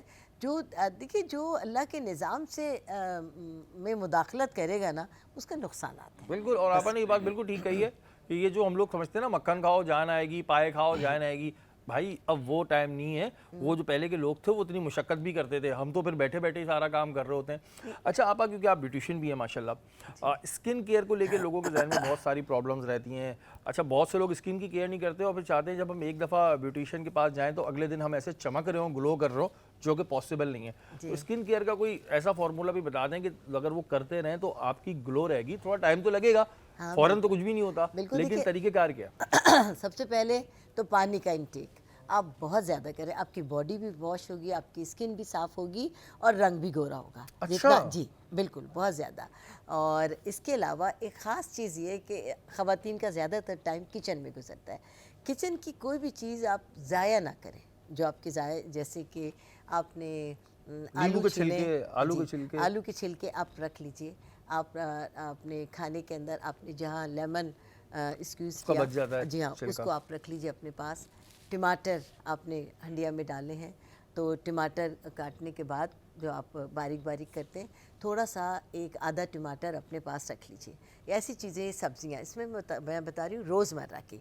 ایک ٹماٹر لیں، وہ خواتین جن کی عمر بڑھ رہی ہے، اور آپ کو پتہ ہے ہمارے ہاں جوانی کی جو اسکن ہے وہ 25 سال تک ہے، اور 26ویں سال سے اسکن جو ہے وہ ڈھلنا شروع ہو جاتی ہے، اس پر رنکلز آنے لگتے ہیں، لوز پڑنے لگتی ہے، پورس کھلنے لگتے ہیں، فریشنس ختم ہو جاتی ہے. تو ہمارے ہاں صرف خواتین نہیں، مرد حضرات سب کے لیے بات ہو رہی ہے. جی، ٹماٹر لے لیا، اور آدھا ٹماٹر لیں. آدھا ٹماٹر لینے کے بعد اس کو فوک کے ساتھ یا چھری کے ساتھ ہلکا ہلکا سا پیس لیں. پیسے نہیں، ثابت ٹماٹر میں کیا کہتے ہیں اس کو، بیج. ایسے پکڑ لیں آدھا ٹماٹر، اور جیسے گوتتے ہیں بالکل نا، سمجھ گیا. کوئی چیز اس میں ایسے سے کیا، اور اس میں تھوڑا سا شہد لگا لیں اوپر، اور اس کو تھوڑی دیر کے لیے اپنے چہرے پر ملتے رہیں. تھوڑی دیر کے لیے، یا آپ کے 1 2 3 منٹ پورے چہرے پر ملا اور چھوڑ دیں. اب آپ کام کرتے رہیں. اس دوران آپ کا یہ چہرہ ڈرائی بھی ہو جائے گا، اور جتنا جو ٹماٹر ہے وہ آپ کی اسکن میں بالکل جذب ہو جائے گا. اور شہد کو قدرت نے یہ تاثیر دی ہے کہ وہ جہاں بھی لگائیں ایک لیئر بنا دیتا ہے. اس کے بعد کوئی جرمز آپ کی اسکن میں نہیں جائیں گے. آپ کچن میں جاتے وقت یہ کر لیجئے. جب کچن کے کاموں سے فارغ ہو جائیں تو اپنا سادے پانی کے ساتھ منہ دھو لیں. آپ یقین کریں کہ جن کے پورس کھلے ہوئے ہیں وہ ٹائٹ ہو جائیں گے، جن کے چہرے پر رنکلز آنا شروع ہو گئے بالکل اپلفٹ ہو جائے گا ان کا چہرہ، اور رنگ بالکل صاف ہونا شروع ہو جائے گا. بالکل جی، آپ نے طریقہ بتایا، اس کو بالکل کریں. لیکن سبزی والے اب یہ نہ کریں کہ ٹماٹر مہنگے کرتے ہیں اس چکر میں کہ اب یہ بھی اس کام بھی ہو رہے ہیں. بھائی کچھ تو آپ خدا خوف کر لیں. لیکن یہ لیکن بالکل استعمال کریں، اس سے اسکن جو ہے بہت اچھی ہوگی. ماروی نے جو وائٹ چکن کڑھائی بنائی تھی، اوف زبردست. محسن بھائی کیسی لگی آپ کو؟ الحمدللہ بہت بہترین، ماشاءاللہ، اللہ تعالیٰ بہت ٹیسٹی تھی. بہت ٹیسٹی تھی. معاذ آپ تو خود بھی فوڈ کے بزنس سے بھی ریلیٹڈ ہیں، کیا کوئی کمی تو نہیں تھی، کمی بیشی؟ بڑی زبردست، بہترین کرائی تھی. بڑی زبردست تھی. آپ کو کیسی لگی؟ بہت لذیذ. میں نے تو کھانے کے درمیان کہا واقعی ایکسیلنٹ، بہت اچھی. ماروی کہاں سے سیکھ لیتی ہیں آپ اتنے اچھے کھانے بنانا؟ کہاں سے سیکھے؟ بچپن سے ہاتھ میں ذائقہ تھا؟ بچپن سے ہاں، بس شوق تھا، اور بس بناتی گئی اور مزے کے بنتے گئے اور بس سیکھ لی. تو ہاتھ میں ذائقے کی کوئی ٹپس ہیں، یا کہتے ہیں نا کچھ لوگوں کے ہاتھ میں ذائقہ ہوتا ہے؟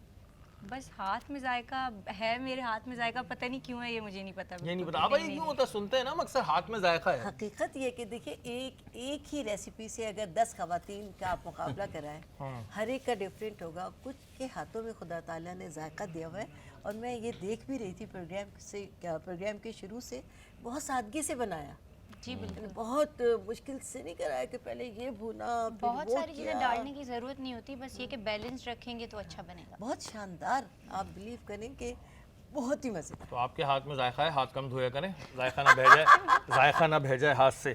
اچھا، اس سیگمنٹ میں تھوڑا سا ہم بچپن کے حوالے سے ہی بات کرتے ہیں. آپ کا بچپن کیسا تھا؟ کتنی شرارتیں کرتی تھی آپ، یہ بتائیں. بہت شرارتیں، بہت سادہ بچپن، بہت معصوم شرارتیں. کوئی آج کل والی نہیں؟ نہیں، آج کل والی نہیں. آج کل تو موبائل نے خراب کر دیا، معاشرہ خراب کر دیا. پہلے تو بہت معصوم، یقین کریں سحری کے وقت میں اٹھ کے بیٹھ جاتے تھے اور چیزیں چھپا دیتے تھے.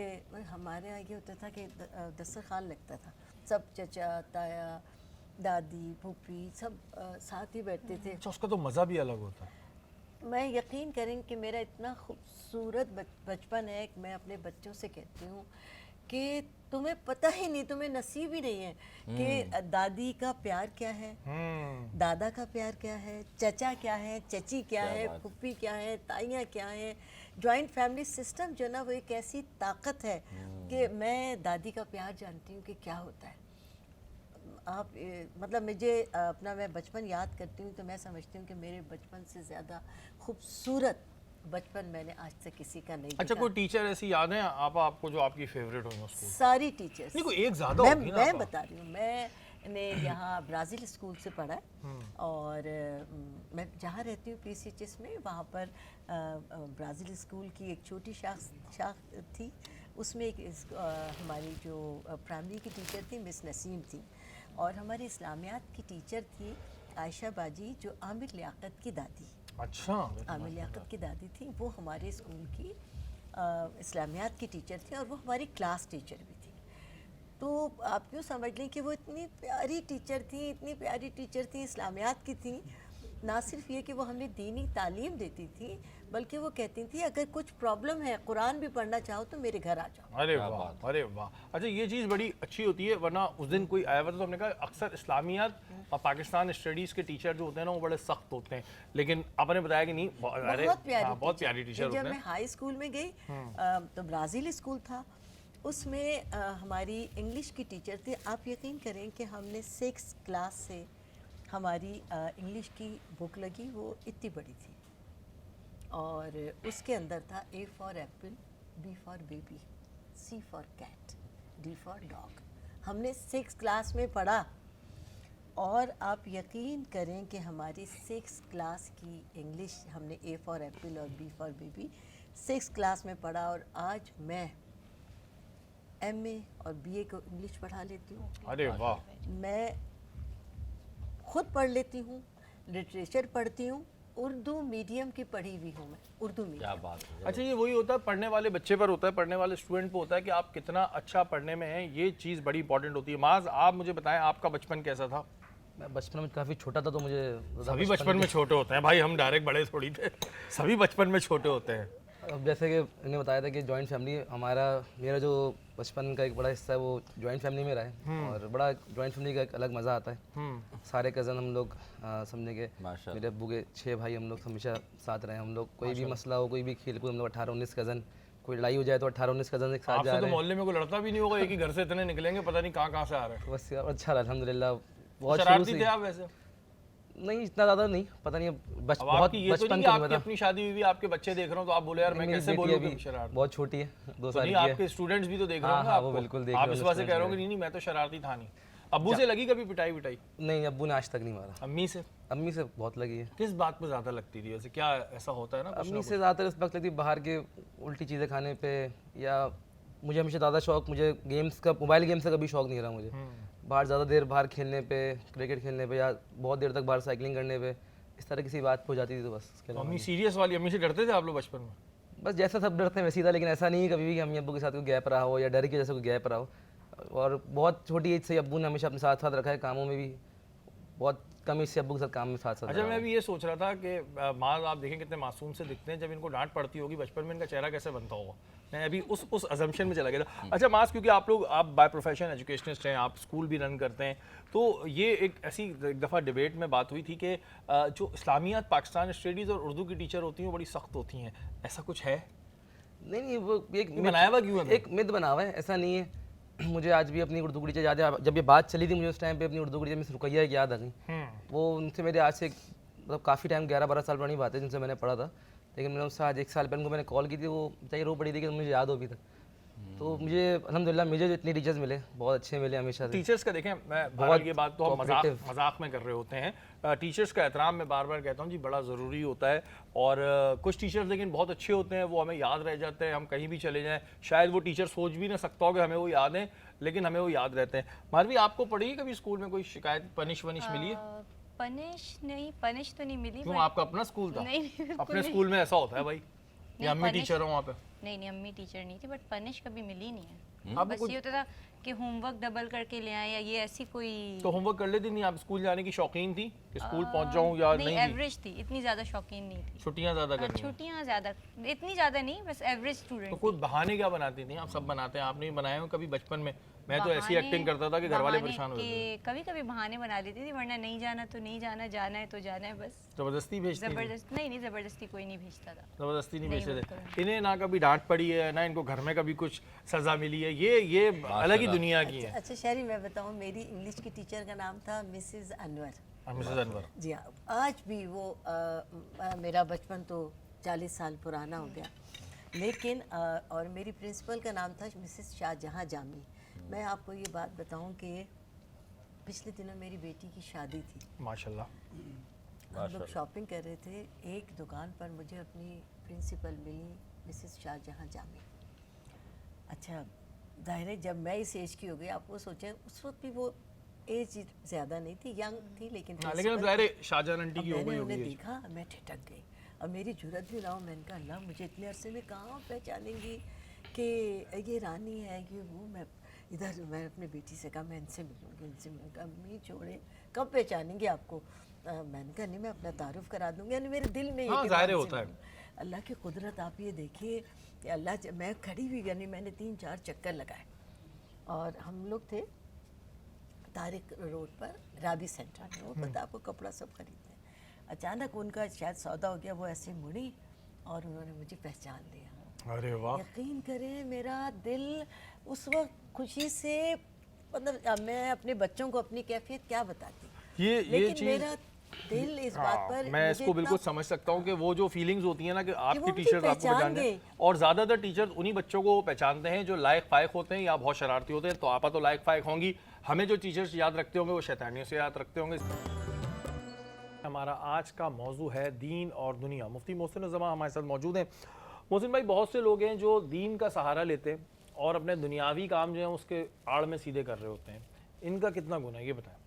اچھا, بسم اللہ الرحمن الرحیم. دیکھیں سورہ آل عمران سورہ انعام کے اندر اللہ نے فرمایا ہے کہ دنیا تو کھیل تماشا ہے, اصل آخرت ہے ان لوگوں کے لیے جو تقویٰ اختیار کرنے والے ہیں. دیکھیں کچھ لوگ جو یہ بات کرتے ہیں نا کہ وہ دنیا میں دیندار بن کر اور دنیاوی فوائد کے لیے وہ دیندار نظر آتے ہیں. مثال کے طور پہ ہوتے وہ دیندار نہیں ہیں, لیکن اس کا لبادہ اوڑھ کر کوشش کرتے ہیں کہ دنیا کی جو فوائد ہیں وہ حاصل کر لی جائیں. دیکھیں یاد رکھیے گا, اللہ تعالیٰ جیسے پہلے بھی ہم بتاتے ہیں کہ دلوں کے حال سے بالکل واقف ہے, بے شک. اور حدیث آپ کے سامنے بھی ہے جو میں آپ کو کئی مرتبہ بتا چکا ہوں.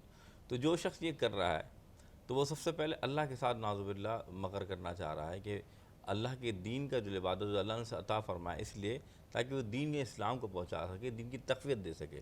لیکن وہ جو اس کی نیت میں ہے کہ وہ اس سے دنیاوی فوائد یا لوگوں میں اپنی واہ واہ کروانا چاہتا ہے, تو اس کا آخرت میں اس کا انجام بہت برا ہونا ہے. کیوں؟ کیونکہ وہ یہ چاہ رہا ہے کہ میں یہ کام کر کے اس سے سب سے بڑی جو نقصان ہوگا کہ اس کے اس عمل سے جو لوگ دین پر آ رہے ہیں, خدا نہ خاصہ بعد میں جب انہیں پتہ لگے گا وہ اس سے ناراض ہو جائیں کہ یار یہ کہتے ہیں یار یہ مولوی صاحب انہوں نے کہا آپ نے سنا وہی کر بالکل دیا, ایسے سنتے ہیں. یا یار ان کو تو یہ زیبا نہیں دیتا.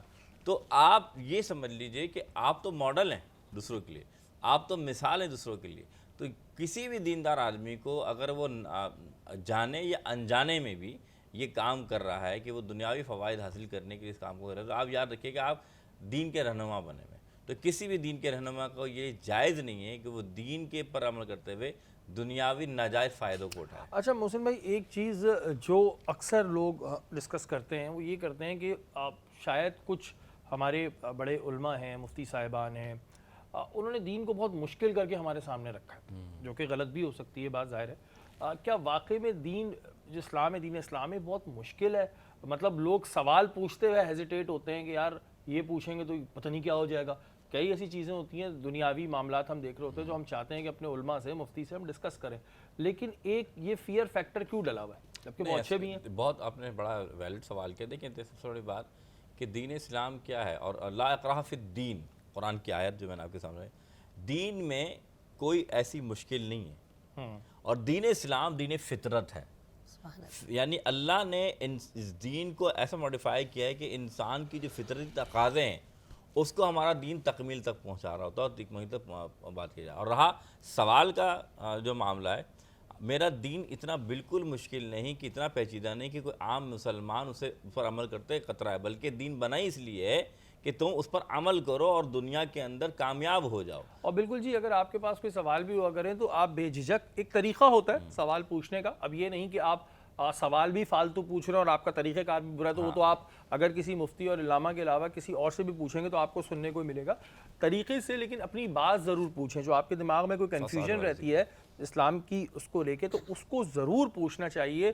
نہ پوچھنا غلطی ہے, آپ پوچھیں, لیکن سوال کرنے کا طریقہ جو ہے, ادائیگی جو ہے وہ صحیح ہونی چاہیے. ایک سوال میں کرنا چاہوں گی, کر سکتی ہوں کیا آپ سے؟ اچھا, میں جیسے قرآن پڑھ رہی تھی تو جب ہم پڑھتے ہیں 14 سجدے ہیں مختلف جگہوں پر, تو ایک دم سے میرے ذہن میں یہ سوال آیا کہ جب میں نے سجدہ کیا آج, تو یہ سجدے 14 مختلف سپاروں میں ہیں، 90 سپارے سے شروع ہو رہے ہیں. تو یہ سجدے ظاہر ہے کہ ہمیں جو قرآن ہے حضرت جبرائیل علیہ السلام کے ذریعے ملا، تو ان جگہوں پر سجدہ ہمیں مطلب اللہ نے بتایا کرنا ہے یا رسول اکرم صلی اللہ علیہ وسلم کو وہ بات پسند آئی؟ دیکھیے وہ آیت سجدہ کہلاتے ہیں، جیسے 7 منزلیں ہیں، جی جی 14 سجدے ہیں، ان کا حکم ہے جب یعنی جب آیت میں نا وہ کسی نہ کسی آیت میں سجدوں کا ذکر آتا ہے، جی جی تو حکم یہ ہے کہ جب یہ آئے تو آپ اس کے شکرانے کے طور پہ وہ سجدہ کرتے ہیں جو کیا جاتا ہے. جو آپ نے سوال کیا کہ وہ اللہ کی طرف سے حکم ہے، تو یاد رکھیے گا اللہ کے رسول صلی اللہ علیہ وسلم کی حدیث اور قرآن و حدیث کی روشنی میں وہ سجدہ کا حکم ہے، اور وہ آیت جو ہے آیت سجدہ کہلاتی ہے. اس میں سجدے کا ذکر ہوتا ہے، اس کے اوپر آیت کے اوپر جو گول نشان ہوتا ہے اس پر نشان بنا ہوتا ہے کہ آیت سجدہ ہے، چاہے اسی وقت کر لیں واجب ہو جاتا ہے یا بعد میں کر لیں. نہیں تو یہ ہمیں حضرت جبرائیل علیہ السلام نے بتایا. نہیں جبرائیل نہیں، کلام تو اللہ کا ہے نا. ہاں جی اللہ کا، تو اللہ مطلب جو وہی کے ذریعے اللہ پاک نے یہ پیغام بھیجا کہ یہاں سجدہ کرو. جی میں آپ کو بتا رہا ہوں، وہاں سجدے سے مراد جب آیت آ گئی نا، آیت سجدہ، تو رسول اللہ کی حدیث سے یہ بات ثابت ہے کہ وہاں پر سجدہ کرنے کا لازم حکم ہے، اس لیے اس جگہ کو آیت سجدہ کہا گیا. ٹھیک ہے. اچھا معاذ، اور قرآن میں بھی معاذ اس چیز کو ہم نے ڈسکس پہلے بھی اور لوگوں سے بھی کیا ہے، آپ سے بھی کرنا چاہوں گا. آخر رمضان المبارک میں بہت سی ایسی سو کالڈ NGOs ہمیں نظر آتی ہیں جن کا وجود ہمیں پورے رمضان میں نظر نہیں آتا. تو کیا وجہ ہے کہ NGO کھولنا جی بڑا آسان کام ہو گیا، یا لوگ تحقیق کیے بغیر بس جس نے اپنا اشتہار اچھا لگا دیا؟ کچھ NGOs تو جی پورے سال کام کر رہی ہیں، وہ سب کو پتہ ہے، ہمیں بھی دکھ رہا ہے.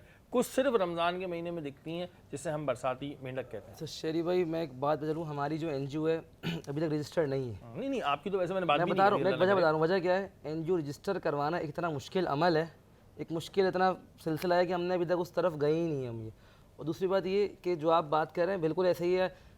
کچھ ایمبولینسز پہ آواز آپ کو آ رہی ہوگی ایسی کہ بھائی فلاں، وہ یہ ایک جذباتی بات کر کے آپ سے چندہ کلیکٹ کرنے کی کوشش کریں گے. لیکن ظاہر ہے ایک عقل مند شخص جو دے رہا ہے اس کو پتہ ہونا چاہیے کہ وہ جس کو دے رہا ہے وہ کہاں پیسہ خرچ کر رہا ہے، اور جس کو آپ دے رہے ہیں ڈونیشن اس سے پوچھیں.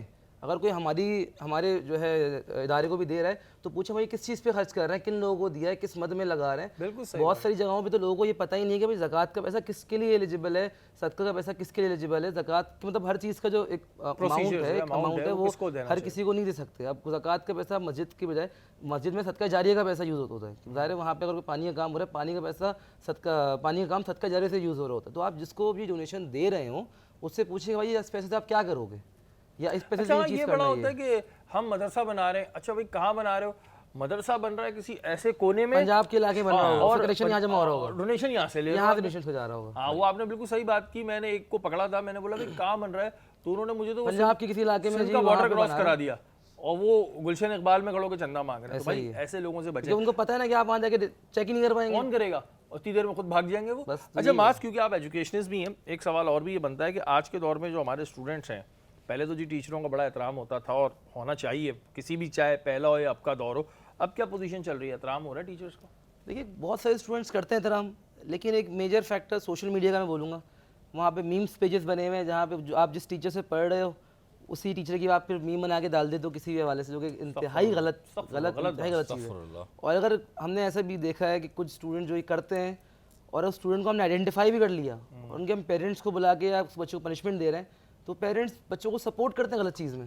پیرنٹس تو مانتے نہیں ہیں، پیرنٹس تو بولتے ہیں جی ماحول ایسا ہے اب کیا کر سکتے ہیں. مطلب پیرنٹس بھی اس غلط چیز کو پنش کرنے کی بجائے اس کو مطلب برا تک نہیں سمجھ رہے اس چیز کو، بولیں جی ماحول ایسا ہے اس لیے بچے نے کر دیا یہ چیز. میں تو یہ تک دیکھا ہے کچھ کنفیشنز کے پیج بنائے ہوئے ہیں. میں یہی بات بول رہا ہوں، میمس کا مطلب یہ کنفیشن پیجز ہیں جس میں ٹیچرز کے حوالے سے بہت مطلب بلو دا لائن باتیں اور میمس دلی ہوئی ہوتی ہیں، جس پہ ہم بڑا کوشش کرتے ہیں. اور آپ کے چینل کی توسط سے میں یہ بات بتاؤں گا کہ جو ہمارے جو سائبر سیکیورٹی کے ادارے ہیں اور FIA، تو ان کو چاہیے کہ بھائی جو رپورٹ کی جا رہی ہے کسی بھی اسکول یا ادارے کی طرف سے اس پہ ایکشن لیا جائے.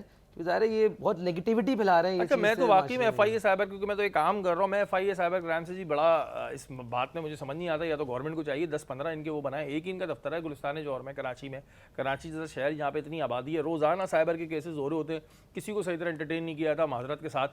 میں خود یہی کام کرتا ہوں تو مجھے پتہ ہے کہ کس کو کس طرح انٹرٹین کیا جاتا ہے. یہ ایک بڑی غلط چیز ہے, اور خاص طور پہ وہ بچے جو یہ حرکتیں کر رہے ہیں. مکافات عمل کا نام آپ نے سنا ہوگا, کبھی نہ کبھی سامنے ضرور آتا ہے. تو بیٹا ان چیزوں سے بالکل دور رہیں, یہ غیر مناسب بات ہے. اور ایک چیز اور, سوری میں آپ کو انٹرپٹ کر رہا ہوں, آپ کے شو کے ہی پرسپیکٹو سے, کہ اگر کل کو یہی بچہ اگر پکڑا جائے گا, اس پہ کوئی لیگل ایکشن ہوگا تو پھر پیرنٹس بھی پریشان ہوں گے, وہ بچے بھی پریشان ہوگا, اس کا پورا فیوچر اس اپنی شرارت کی وجہ سے پریشان ہو جائے گا. وہ کسی کی وجہ سے جو شرارت کرے گا ضرور, لیکن پریشان اس کا پورا گھر ہوگا بعد میں. کیونکہ اگر پکڑے جائیں گے اور کوئی قانونی کارروائی ہو گئی تو پھر ایک بڑا مسئلہ ہے, پھر آپ لوگ رو دھو رہے ہوتے ہیں, ہمیں بھی اچھا نہیں لگتا ہے. اچھا آپا, کیونکہ بیوٹیشین کا کام یا بیوٹی پارلر کا کام ایک بڑا سیکھ کے کرنے والا کام ہوتا ہے. اچھا ہمارے یہاں یہ نظر آ رہا ہے کہ بہت سارے لوگوں نے بغیر کوئی ٹریننگ لیے 2-4 دن سیکھا اور اپنے پارلر کھول لیے, اور اس کے بعد لوگوں کو نقصان بھی دے دیتے ہیں. تو کیا آپ یہ سمجھتی ہیں کہ بڑا ایزی کام ہے, پر جس کے بعد پیسہ وہ کھول لے, یا اس کی صحیح تعلیم لینی پڑتی ہے؟ صحیح تعلیم لینی پڑتی ہے. آج کل آپ دیکھیں کہ بیوٹیشین اتنا عام ہو گیا ہے کہ میں اپنے ہی محلے میں سمجھتی ہوں کہ شاید پرچون کی دکانیں کم ہیں اور پارلر زیادہ ہیں. ہاں, اس کی وجہ کیا ہے؟ جو پارلر کے قریب سے گزر گیا, اور مطلب کوئی میرا کلائنٹ, اب جس علاقے میں میں رہتی ہوں الحمدللہ 40 سال سے میرا پارلر ہے رانیز کے نام سے. آپ یقین کریں کہ میں ایک بہت پوش ایریا میں رہتی ہوں, بہت پوش آبادی ہے, لیکن میرے قرب و جوار میں میرے جتنے اسٹوڈنٹ, جتنے ورکر ہیں, ان کے میرے ہی قرب و جوار میں کوئی 200 پارلر ہیں. دو میرے اسٹوڈنٹ, میرے ورکر, جنہوں نے میرے ہاں یا تو 1-2 مہینے جاب کی, یا کورس میں 3 مہینے کا کورس ہوتا ہے اس میں داخلہ لیا ہوگا, 15 دن صرف میرا نام لینے کے لیے کہ رانی باجی سے سیکھا, رانی سے سیکھا. ان لوگوں نے صرف میرا نام استعمال کیا, اور میں بتا رہی ہوں میرے قرب و جوار میں 200 ہوں گے. یعنی میرے قدم سے یوں نکلے, اس گلی میں جائیے, اس گلی میں جائیے, میرے پیچھے جائیے, میرے دائیں جائیے. اس میں ہم نے یہ بھی دیکھا ہے کہ سستے کا لالچ دے کے نا عوام کو جعلی پروڈکٹس لگائی جاتی ہیں. ڈیلز, سستے کا لالچ اس ڈیلز کے نام پہ جو پارلرز میں دھوکہ ہو رہا ہے, آپ یقین نہیں کر سکتی کہ وہ آپ کو 800 روپے کی ڈیل دے رہے ہیں. اس میں آپ کا وائٹننگ فیشل, آپ کی بلیچ, آپ کی تھریڈنگ, آپ کی ویکسنگ, آپ کی مینی کیور, آپ کی پیڈی کیور, 800 روپے کی تو پروڈکٹ نہیں ہے. تو 800 روپے میں سارے کام ہو جائیں گے, سارے کام. اور یہ ڈیلز کے نام پر لوگوں کی اسکن سے کھیلا جاتا ہے, لوگوں کی تمناؤں سے کھیلا جاتا ہے, لوگوں کو بیوقوف بنایا جاتا ہے. آپ یقین کریں کہ جتنا فراڈ اس کام میں ہو گیا ہے, میں نے زندگی دی ہے اس کام کو, اور میں جانتی ہوں کہ میں نے پوری دنیا میں کوئی ایسی جگہ نہیں ہے, کوئی ایسا ملک نہیں ہے جہاں سے جا کر میں نے نہ سیکھا ہو. کہیں سے ہیئر کٹنگ سیکھی, کہیں سے ہربل کا سیکھا, کہیں سے اسپا کے کام سیکھے, کہیں سے فیشل سیکھے. ہیئرس کے کام میں تو اتنی زیادہ ورائٹی ہے کہ آپ کو دنیا کے ہر ملک سے کچھ نہ کچھ سیکھنے کو ملتا ہے. کہیں سے گیٹ اپس کا, تھائی لینڈ سے میں نے گیٹ اپ کا کورس کیا. اس کے پوری زندگی میری گزر گئی اسی دشت کی سیاحی میں, اور میرے ورکر, میرے اسٹوڈنٹ نے 1 مہینہ 15 دن 1 ہفتے میرا نام لے کر. چلیں یہ ہوتا ہے نا کہ آپ نے کام سیکھ لیا, اچھے خاصے آپ ایکسپرٹ ہو گئے, آپ اپنا بزنس کھول لیں, اس میں کوئی مذائقہ نہیں ہے. لیکن یہ ہر بندے نے اس کام کو سمجھ لیا کہ جی بس کھول لو, پروفٹ مارجن بنا لیں گے. ڈیلز کے نام پہ لوگ بھی بیوقوف بن جاتے ہیں, اور پھر جعلی کریمز کا استعمال ہوتا ہے. اس سے جعلی کریم والا کوئی بڑھاوا مل رہا ہے, بڑی بڑی اپنی یعنی پیسے کے زور پر بہت زیادہ پبلسٹی, پبلسٹی بہت. سوشل میڈیا نے ایسے لوگوں کو اٹھا دیا کہ وہ جو حدیث نبی ہے نا, قرب قیامت کے قریب جو چھوٹے لوگ ہوں گے وہ بہت اونچے ہو جائیں گے, اور جو اصل لوگ ہیں وہ نیچے پڑ جائیں گے. یقین کریں کہ تمام آثار وہی ہیں جنہیں کچھ نہیں آتا, آج وہ راج کر رہے ہیں, اور کچھ نہ آنے پر. اور جو لوگ جن کو آتا ہے وہ اپنے ایک نام کے پیچھے ڈیلز, یہ چھوٹے چھوٹے کام. بہرحال یہ تو آپ نے بڑی صحیح بات بتائی ہے. میں کیونکہ یہ چیزیں دیکھ رہا ہوتا ہوں نا کہ وہ کریمز جو ہیں وہ 2 نمبر لگ رہی ہوتی ہیں. ہر کوئی چاہے استھیٹک کا کام ابھی بہت آیا تو لوگ اس میں گھس رہے ہیں, پالر کا کام آیا اس میں گھس رہے ہیں, ڈیزائنر بن جاتے ہیں. تو یہ بھائی بزنس کرنے میں کوئی مذائقہ نہیں. میں بار بار ہر کسی کو کہتا ہوں بزنس آپ کرنا چاہ رہے ہیں, انڈیپینڈنٹ کرنا چاہ رہے ہیں, کریں, لیکن اس کام کی نالج تو کسی کے ساتھ کھیلو تو نہیں بھائی, یہ نہ کیا کریں آپ لوگ. آپ دونوں مہمانوں کا بہت شکریہ, آپ ہماری نشست میں آئے, اور بہت ساری دعائیں آپ کے لیے. آپ لوگ اپنی اپنی فیلڈ میں اسی طرح اچھا کام کرتے رہیں. اس نشست سے بہت ساری دعائیں, اور آپ نے جو باتیں کی اس پہ غور بھی کریں. اچھا آج میں نے جیسے شروع میں کہا تھا ہم 17ویں سحری کی نشست میں موجود ہیں. آج ہی کے دن 17 رمضان المبارک سن 2 ہجری کو रसूल पाक सल्लल्लाहु अलैहि वसल्लम की क़यादत में 313 मुसलमानों ने हक़ और बातिल की जंग में शरीक हुए थे, और आज के दिन जो वाक़या हुआ था उसे ग़ज़वा बदर के नाम से जाना जाता है। मोहसिन भाई से पूछेंगे ग़ज़वा बदर के वाक़े पे थोड़ी रोशनी डालें। मोहसिन भाई, ग़ज़वा बदर के वाक़े पे मैं चाहूँगा कि आप थोड़ी रोशनी डालें। जज़ाकल्लाहु तआला फ़िद्दार हैं। मुसलमान वो मुसलमान थे जो मैदान में निकल आए, कैसर व कसरा को पर भर में कुचल आए, जहाँ जाते थे जाता था नाम अल्लाह का भी, जहाँ गए दर दीवार का नक्शा बदल आए। इस्लामी पहला मार्का जिसको ग़ज़वा बदर का नाम दिया गया, जिसमें अल्लाह के रसूल बज़ाब्ते ख़ुद शामिल हुए, और ग़ज़वे से एक दिन पहले अल्लाह के रसूल सल्लल्लाहु अलैहि वसल्लम ने ये फरमा दिया कि फ़लाँ काफिर जो है वो यहाँ मरेगा, फ़लाँ काफिर यहाँ मरेगा। और ग़ज़वा बदर असल में इसके असबाब ये हुए, जिसे कहा गया कि मक्के में जब इस्लाम की दावत अल्लाह के रसूल सल्लल्लाहु अलैहि वसल्लम ने दी, तो कुरैश मक्का ने, जो कि मुशरिकीन मक्का कहलाते हैं, उन्होंने बड़े जुल्म ढाए, बहुत ज़्यादती की, यहाँ तक कि अल्लाह के रसूल समेत कई सहाबा कराम ने मदीना मुनव्वरा हिजरत फरमाई। और जब हिजरत फरमाई तो कुफ़ार कुरैश में एक गम व गुस्सा था कि नाउज़ुबिल्लाह मिन ज़ालिक कि हम मुसलमानों को ठेस क्यों नहीं पहुँचा पाए, या नाउज़ुबिल्लाह मिन ज़ालिक अल्लाह के रसूल सल्लल्लाहु अलैहि वसल्लम को नाउज़ुबिल्लाह कोई नुकसान क्यों ना पहुँचा पाए। तो फिर ऐसा हुआ कि मुसलमान अल्हम्दुलिल्लाह गाहे बगाहे बढ़ते जा रहे थे, तो एक काफ़िला शाम से तिजारत का, जो कि अबू सुफियान जो हैं उनकी क़यादत में आ रहा था, तिजारत का माल बेचकर वापस। तो मुसलमानों के साथ वैसी जुल्म ज़्यादती हो रही थी, तो उन्होंने उस काफ़िले को रोक लिया और उनके माल के हवाले से। तो ये बात जब कुरैश मक्का को पता लगी तो वो बहुत ज़्यादा गम व गुस्से में आ गए, और उनके जो आपसे के जितने भी वहाँ के कुरैश मक्का के जो बड़े लोग थे, उन्होंने जंग की प्लानिंग शुरू की। और फिर यही हुआ कि ग़ज़वा बदर का मार्का पेश आया, और उसमें अल्लाह ताला ने सबसे पहली बात ये फ़तह नुसरत ये अता फरमाई कि 313 मुसलमान थे सहाबा कराम, और वहाँ 1000 की तादाद थी।